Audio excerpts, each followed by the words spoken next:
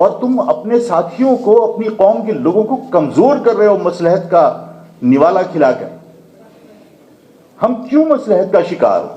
اس سندھ کے سیاست دان اور تاریخ دانوں نے اپنی کتابوں میں لکھا ہے کہ سندھ کی زمین نہیں بلکہ عورتیں تک گروی تھیں راجہ داہر کے پاس، ہندوؤں کے پاس، ان کی نسلوں کے پاس، اور باقاعدہ قائد اعظم سے درخواست کی گئی تھی، معاہدہ کیا گیا تھا کہ پاکستان بننے کے بعد ہماری عورتوں کو اور ہماری جائیدادوں کو ہمیں واپس کیا جائے۔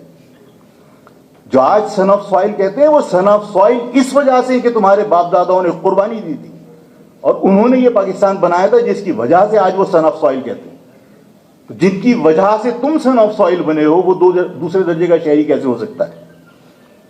وہ پہلے پاکستانی ہے، تم سے پہلے پاکستانی تھا۔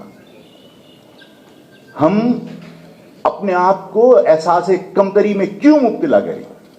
میں اس امید کے ساتھ اور اس آپ لوگوں سے وعدہ لے کر کے، میرے اکیلے کے کام سے اس قوم کے سارے مسئلے حل نہیں ہوں گے، ہم سب کو مل کر کام کرنا پڑے گا۔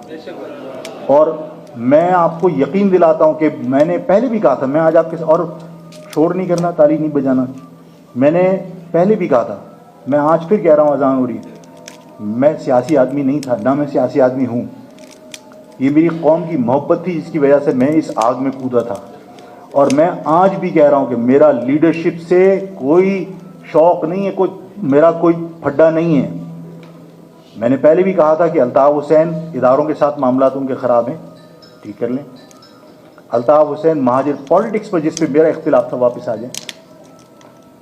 میں ہر جگہ پر، اور یہ سارے کے سارے جتنے کمزور لوگ جا کے درباری بنے ہوئے ہیں، یہ سینہ ٹھوک کے اپنے آپ کو مہاجر کہہ کے بولے ہیں آج سے لگامیں ہماری کسی کے ہاتھ میں نہیں ہونی چاہیے، ہم مہاجر پالیٹکس کریں گے۔ مجھے خدا کی قسم کسی سے کوئی لگاؤ نہیں کہ کوئی مجھ سے کہے کہ آفاق بھائی آپ بن جائیں، آفاق بھائی، میں باقی لوگوں کی طرح کارکن بن کے کام کروں گا، لیکن مہاجر نام پر سب اگر ایک ہو جائیں۔ اور میں کہا تھا نہیں کرنا، میں نے یہ بات کیوں کہی ہے؟ اس لیے کہی ہے کہ کسی کے ذہن میں یہ نہ ہو کہ آفاق 1.5 اینٹ کی مسجد بنا کے بیٹھا ہے۔ میں آپ لوگوں سے اگر یہ پوچھوں کہ اگر آفاق اس مہاجر لفظ کو زندہ نہیں رکھتا تو سب نے دفن تو کر دیا تھا۔ آفاق نہیں الیکشن جیت سکا، اسمبلی کے اندر ہمیں کبھی بھی ادارے جو ہے وہ آسانی سے جانے نہیں دیں گے۔ میری اس جدوجہد کا مقصد یہ نہیں ہے کہ آفاق احمد کل ایم این اے بنے گا یا آفاق احمد کل پارٹی کا سربراہ بنے گا۔ مجھے تو آپ کو بھی پتا ہے کہ میرے پاس ادارے کے لوگ بھی آئے، میرے پاس آپ کو پتا ہے کہ کامران ٹیسوری صاحب بھی آئے، آپ کو پتا ہے کہ خالد مقبول بھی آئے، اور سب کا اصرار یہی تھا آفاق بھائی آپ آگے سنبھالو۔ میں نے کہا میرا کیا تعلق؟ اور آپ کو پتا ہے کامران ٹیسوری نے جب کہا تھا کہ مطلب پتہ نہیں ہے راستے کا اور ہم کہاں جا رہے ہیں، میں نے کہا بھائی راستے کا پتہ نہیں ہوتا تو اپنی جوانی پوری اس پہ قربان کرتے کیا؟ راستے کا پتہ تھا تبھی تو جوانی قربان کی۔ تو یہی تھا نا کامران نے آگے کہا تھا۔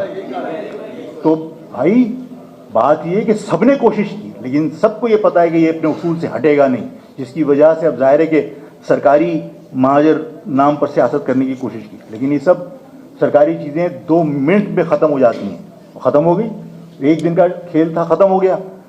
یہ مہاجر نظریہ ان لوگوں کے دلوں میں ہوتا ہے جو اپنی قوم سے محبت کرتے ہیں، جو قربانی دینا جانتے ہیں۔